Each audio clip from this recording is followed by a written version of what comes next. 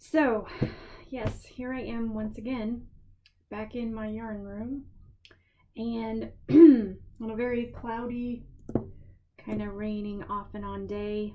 Um, just wanted to jump on here and give another update on what's going on with our family and our area as far as the coronavirus.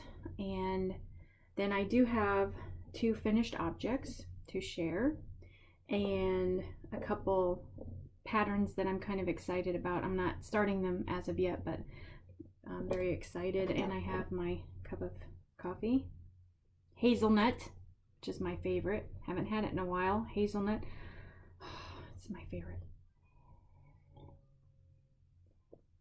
Oh, anyway, um, so if you've been watching the news, if you're here in the States, the governor of Illinois put a stay-at-home order on us. I think that was Friday, last Friday. So everyone is to stay at home. Of course, essential workers, as far as grocery stores, gas stations, pharmacies, things like that, will stay open, and people will continue to report to work. Schools are closed now until April 7th. They may extend that. But as far as, and essential workers, well, we all need a job, and it's good to work, of course, but like city city workers, the post office, our utilities, things like that will continue. But they have closed restaurants. You can only do drive-through as far as buying food from, like, fast food restaurants. So they're telling people to stay at home. Let's see. So, of course, last week my kids were on spring break. So yesterday, what's today? Today's Tuesday. Okay. So yesterday we went to the school and picked up our kids' books and some other supplies, and we're going to be doing school work with them here at home. So I am now a homeschool mom. Never done that before. I've done preschool. I did preschool with both my girls here at home, but now my youngest just turned 5, so she will be entering kindergarten in the fall. So I just have 2 in school right now. But anyway, so today is the second day my kids are doing school here. Now my son is 17, so he is a junior, so he can pretty much do his own stuff. Then my middle child is a first grader, so I did help her with her stuff, and it went very well. And I just have to say, it is a huge blessing to have some type of normalcy in our life again. With everything that's going on, it's nice to have some kind of normal back into our lives. So I am so grateful for that. And I think it really helped the kids too. I think it was a real blessing to have to sit down and do homework. Does that make sense? I don't know. So they did schoolwork, and my husband is still working. Of course, he is out in the workforce, praying for his safety. I think as far as the news, as far as I've heard, we do have 3 confirmed cases in our town. So in our town that has got it. But try not to watch too much of the news, to be honest with you. I mean, I'm not sticking my head in the sand, but I am not watching constant news reports and videos and all these things. I'm not doing that for all kinds of reasons. But I did want to share, because I know there are a lot of things going on. And so anyway, I just wanted to share some Bible verses. John 14:27, and I have them written down. This is actually, I taped to my kitchen wall so I can see it regularly. But it says, John 14:27, peace I leave with you, my peace I give unto you. Not as the world giveth, give I unto you. Let not your heart be troubled, neither let it be afraid. And then Philippians 4:7, and the peace of God, which passeth all understanding, shall keep your hearts and minds through Christ Jesus. That's a very good one. And then Colossians 3:15, and let the peace of God rule in your hearts, to the which as also ye are called in one body, and be ye thankful. So I think these are very good reminders and encouragement. They offer encouragement because, you know, we don't know what's going on. We don't know what's going to happen, but the Lord does. So we need to put our trust in Him. I'm trying to do the same thing, because it is. I mean, things are uncertain, and when things are uncertain, there is a cause for, not a cause, but it does cause fear.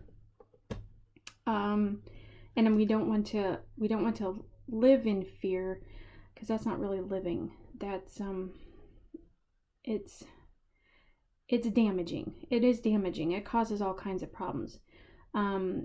And with us being at home, this is an opportunity to, if you have family, you're not living alone. Of course, if you live alone, it's a different thing, but you can still connect to people. Praise the Lord, we still have the internet.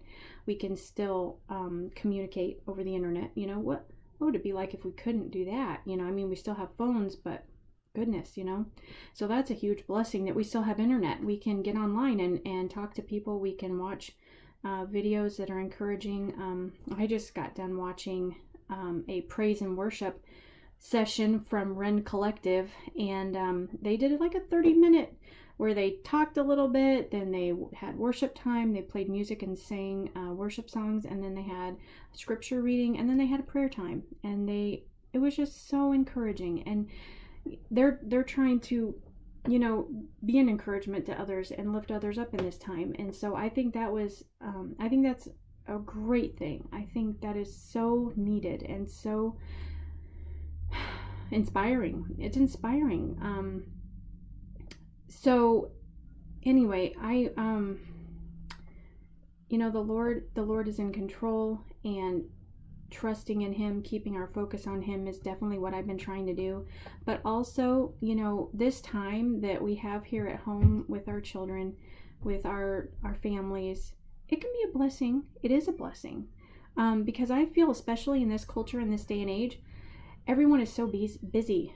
You know, you're going to work, you have, you know, kids activities, you have church activities, you have, you know, ball games, you have recitals, you have meetings, you have conferences, you have trips. I mean, just, it has become a society. We have become a society that is so busy that we don't have time to sit down and spend time together. And I think that's what has really been lacking. And I'm really grateful that we now have that time. Even though it's not under great circumstances, we still have this time, and we can use it wisely, and we can be thankful for it and make the most of it. And so that is what I am trying to do. And I've seen so many others doing that too. I have seen countless people, families doing the exact same thing. They're saying, oh, I'm so glad we get a break. You know, so glad that I can stay home with my kids. And so I'm trying to do that, and I hope you do as well. You know, what we focus on is, you know, kind of controls our state of mind. What are you going to focus on? Are you going to focus on the bad stuff? Are you going to focus on the good stuff? Are you going to, you know, complain and grumble and whine, or are you going to be thankful? I mean, even the smallest little things we can be thankful for, you know, like a nice hot shower, or hot cup of coffee. You know, I was just telling my son, what would it be like if we were stuck at home and we, you know, for some reason our electricity went out. We didn't have electricity, or we didn't have nice clean water to wash dishes, to cook with, to do our laundry. to take a shower? What if we didn't have, like I said, the internet? What if we didn't have the internet? I mean, so yes, we're stuck at home, but we still have everything we need. Now, maybe not everybody, and I sincerely, I feel bad about the people that don't have those things, but there are people that have gone through, like the, like tornadoes, hurricanes, and they're without power, or they're without a home, or they're without whatever. Where are they?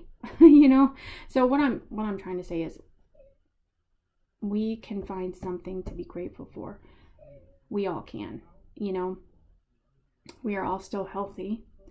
We've been checking in on family, like I said, my dad, my brother, my husband's mother, my mom. So thankfully, so far, everyone is still healthy. So helping each other, staying connected, and staying grateful, just for every day. And I will give a couple examples. We had to take our cars in to get oil changes. They were way overdue, like 6 months overdue. And so we took them in, thankfully got the oil changed, but they called us back, and there was a problem with my husband's car. There was a leak in the transmission. Somehow there was a crack in the transmission pan, and it had leaked transmission fluid into the engine, and so we had to get that repaired, over $300. And of course, at first we're like, we were just expecting, like a $40 oil change, and now we're spending over $400. And I was just like,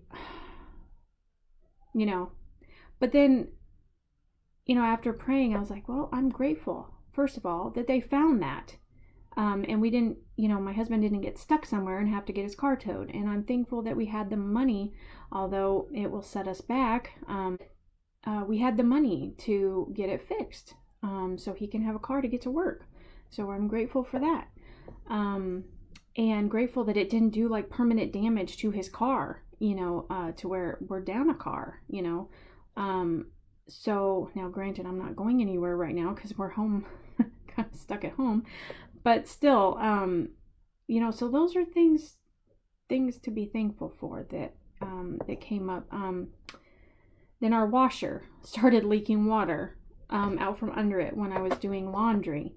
Now, it's not a huge leak, but it's a leak. Well, we don't have the money right now to call somebody to come look at it. So I prayed about it. I said, Lord, you know our needs. I know you'll take care of us. I know you will provide. But we need clean clothes. And I think about the people that don't have a washer and dryer in their home. Maybe they live in an apartment. Maybe they're renting. Maybe their facilities broke down. They have to go to a laundromat. Well, what are you going to do? If you're supposed to be away from people, but you got to go to a laundromat, you got to have clean clothes, right? So I did some laundry. I'm just doing smaller loads, less often, trying to, keep an eye. It's a small leak, thankfully. Yes, we're going to have to get it fixed when we have the money.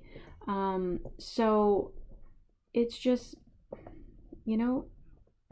just keep being thankful. And we have food, we have clothing, we have, like I said, we're still healthy, and we have each other. So just keep being thankful, just even if it's small, just wow, thank you that I woke up today. Thank you that there's sunshine. My kids were really wanting to go to the park and have a picnic, because being stuck at home, if you know what I'm talking about, it gets a little bit, when you have young kids. Okay, so we have a fenced in backyard, but right now it's a muddy mess because it rained for 2 days, then it was cloudy for 3 days, and then we had like a blizzardy snowstorm on Sunday. That's all melted, so that made the ground even more sloppy, and and it's been cold. So, the kids are not able to go outside, and they've been wanting to have a picnic, make a little picnic basket and go to the park. And I was really wanting to do that, but because I think that would be okay. I don't think we're gonna, I mean, we would go to a park that wouldn't be too busy, but anyway, we have not been able to do that yet, but there have been days where it's been sunny and absolutely beautiful, and so I thank the Lord for those days too. And then also bird watching because some sparrows build nests in our shutters outside our windows, and they always build in the same place, and it's right outside my girl's window. And so anyway, one morning, of course, they're just chirp, chirp, chirp, chirp, chirp, chirp, chirp, and it was so beautiful, and it was so nice to hear, and it was really encouraging and uplifting. And so I pulled the curtains back and looked out, and there was a big stick had fallen on top of our bushes. That the bushes are pretty tall, stand up to our window, and so this branch is laying on top. There's like 6 little sparrows just sitting there, you know. It was really fun. It was really, so I just sat there and watched them for a few minutes, and it was just so fun because, you know, I don't know. It was just nice. I don't know how to put it into words, but it was just nice to sit there and watch these little animals be happy and, carefree and just, they're just happy if they find something to eat and they have shelter. They're animals. But like the Bible says, the Lord knows even every sparrow that falls to the ground. If he knows that and he takes care of them, of course he's going to take care of us, and he does. So be encouraged by that. I hope you are. I am. So, oh, that's the other thing. So our church, we weren't able to go to church Sunday, which I miss our church family so much. They're very important to us. We love them. We're very close to our church family. They are a blessing to us. And so I really miss them. We couldn't go to church, of course, because the stay-at-home order on Friday, so this past Sunday. But our church was streaming sermons. And they had uploaded some sermons on here on YouTube, so I was able to watch, and so that was really encouraging. And it's funny because when I looked up our church name, which is Calvary Baptist, there was like 50 Calvary Baptists, and they're all over. There was one in Utah, one in Wisconsin, one in, I can't even remember all the states, but I was just like, okay, where's ours? I couldn't find it. But almost all of them were live. They were filming live. And I was really encouraged by that pastors and whoever runs the camera and whoever uploads, and they are doing this to be an encouragement to others. They are doing this, to provide hope, to provide like normalcy. And then also for the folks that are alone, that do depend on these gatherings. Going to church is kind of a normal thing. It's what you're used to. It's encouraging. It's what we're called to do as Christians, is to come together and fellowship. So it's a piece of our life that is so important. And so I was so encouraged to see all of those churches live streaming or uploading videos of sermons so that people can watch. That's just absolutely fabulous. And I know that a lot of people are looking to pastors and clergy, or whatever they're called. They're looking to them for guidance, for strength, for hope, for encouragement. And God has called them to do that. That's to lead the church body, to lead them. And so I am so grateful that in this time of crisis, he is holding them up so that they can do that, because that is a huge responsibility, and they are doing it so well. So I just want to thank them for that. And of course, the healthcare workers that are taking care of people in the clinics, in the nursing homes, in the hospitals, just wonderful. Thank you for that. And then just a regular, like the gas station workers, the grocery store workers, pharmacy techs, people running our post office so we can still get mail. You know, I got a couple crochet magazines in the mail and I was like, oh, yes. Thank you for delivering my mail. But can you imagine what it'd be like if you weren't getting mail, you know? And then, you know, picking up our trash, you know, the garbage collectors. Thank you for that. Can you imagine if our trash was gathering outside our home? Ooh, you know? So let's get on to my finished objects because I have a lot to talk about there. So I have a finished sock set to show you, and this is my first pair of lacy socks. First pair. And I am happy with them, but I'll talk to you more about this. But anyway, here it is. It's pretty, isn't it? This pattern is from Happy Berry. These are the Duchess socks. And it came as a kit. I had ordered actually a few months back, and I found it and I was like, oh!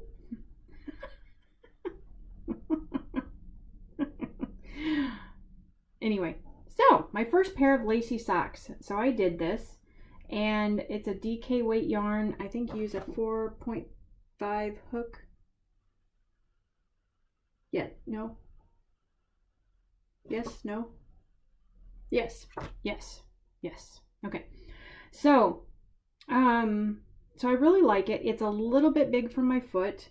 But I went ahead and did it, seeing as how it was my first time making open work socks. I went ahead and made it according to the pattern the first time. And I do like it. The only thing that is the vein of my existence, if you see right here, this is where the heel, these are half doubles, those are slip stitches. Have you ever done slip stitches on top of slip stitches on top of slip stitches? Extremely difficult and frustrating and annoying. And you have it on both sides. The other thing that bothered me was there was this huge hole right here. I added in that double crochet right there. I added that in, but there was this huge hole right here, and there wasn't on the other side. And so I was like, okay, on the next sock, I'm going to change that, because at the end of the pattern it does say if there's a big hole on one side, just pop in a stitch. And I'm like, okay, wait a minute, why not? Because, well, I'm not going to go all into it, but on one side you skip 4 stitches, on one you skip 7. I'm like, okay, well, 7 makes the big hole, so why not just break it up into 3 and 4? So that's what I did. But because I'm Abby, I ran out of yarn. Why does this happen to me? Does it happen to anybody else that you run out of yarn? And so I did. I ran out of yarn making the second sock. So I added this in, and I tried to match the purple hues in it as best as I could. And I just, because this is a DK weight and this is fingering, I held 2 strands together. I think it looks okay, but you know, socks don't match, but that's okay. I do like the fun of kind of trying new things, and I think it's funny when your socks don't match, you know, but they're coordinated. They're still coordinated, but they don't match. You know what I mean? Does that make sense? So they're okay. They're okay. But yeah. Now I did notice this one fits my foot better than this one, because I think my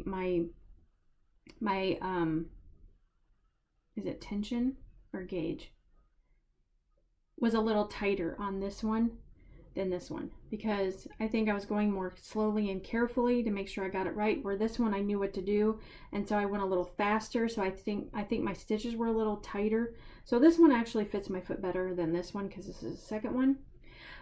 So I decided to go ahead and try to make a second pair, and to make it fit my foot even better, because the foot is a little long, So I took out two rows of the foot to move the heel up so it would fit my foot better, because it's not like super loose, but it's loose.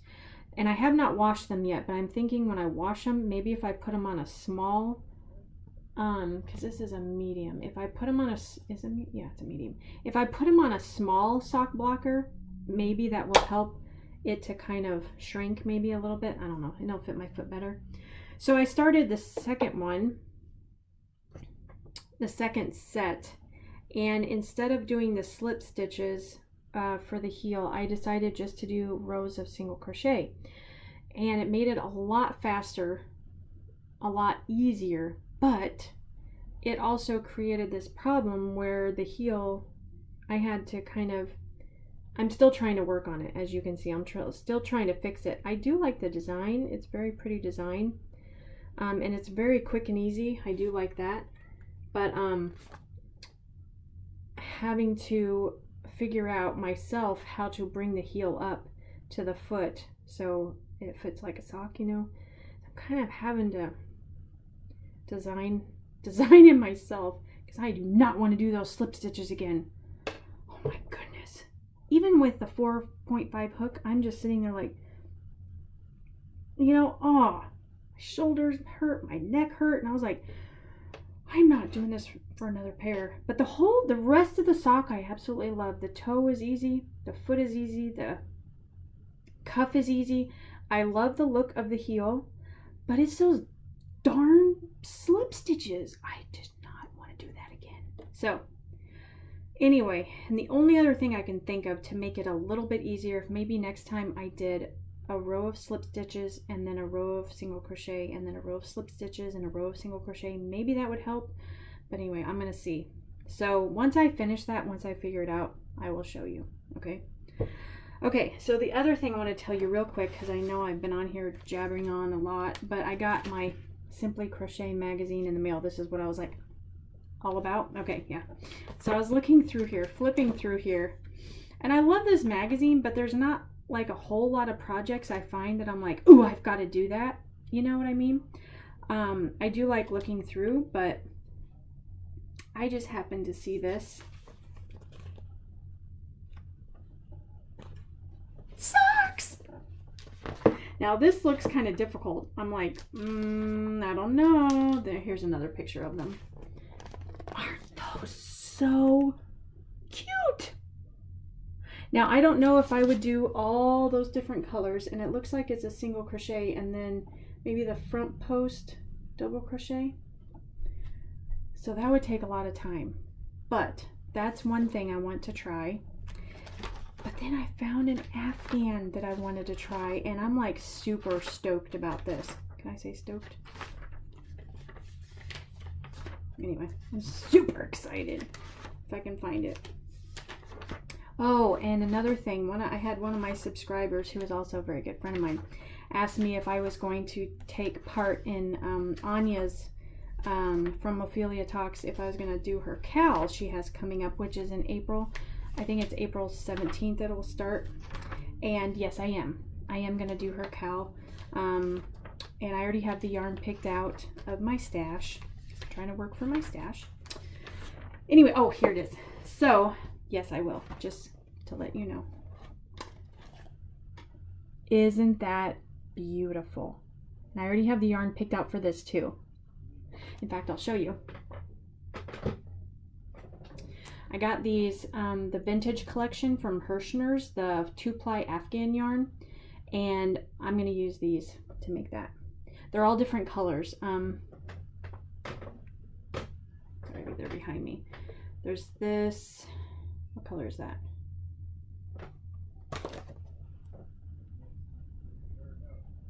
Is there a color name?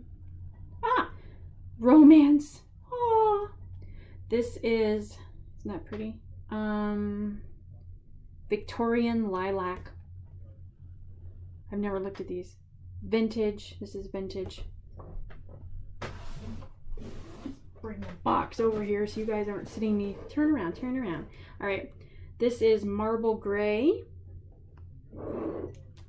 Don't get the yarn and coffee. This is pennies. Ooh, isn't that pretty? So this all came in a set. It was called their vintage collection. That's different. And I think I bought 2 of them. It was on one of their special holiday buys I bought back around Christmas or before Christmas, somewhere around there. Silver Creek. But yeah, I got 2 bags of these. So I think it should be enough to make that Afghan. But wouldn't that be pretty? Because these are like jewel tones, I think. Oh, here's a really pretty. This is called Blue Crystal. And then there was this heirloom. Heirloom is pretty. I think that's all the colors. Is that all the colors? Yeah, I think so. But anyway, so yes, that's what I was gonna do for that blanket. So excited. Yeah, that's vintage. So that's my plan. I gotta put all this away. So there you go. And now that I have done, I do want to say, now that I have done a pair of lacy socks, the only thing is my feet were extremely cold on our hardwood floors. You know, because it's still cold here. It hasn't gotten warm. I think we've maybe had some 50-degree weather, but it has not gotten warm. So walking around in the house with these on, I was like, oh, that's cold. So I think these are more like springtime socks, summer socks, if you wear socks in summer, which I don't normally, but maybe in May until it gets really hot. But I do kind of want to try some other lacy socks like that. And I did find some that were similar to that, but they had like a closed bottom half. So it was just lace work on top going up, you know. So I think that would be something to try too. We'll see. So, all right, well, I'm going to go now because I think I have used up a whole bunch of time now. But again, I would like, if you need prayer or just want to chat, please do not hesitate to message me or leave a comment below, and I will definitely pray for you. And I'm still on Instagram, and but of course I think I'm posting a little bit less just because I'm going to be doing schoolwork with the kids now, Monday through Friday, so I may not have a whole lot of time, but I am still checking things, so you know, give me some time if I don't answer right away. But anyway, I just want to say God bless you all, and please continue prayer, stay in the Word, stay focused on the Lord, and we will get through this, okay? And just keep helping each other as much as you can, okay? All right. Thank you so much for watching, and I hope you have a great week, and keep in touch, and take care. Bye-bye.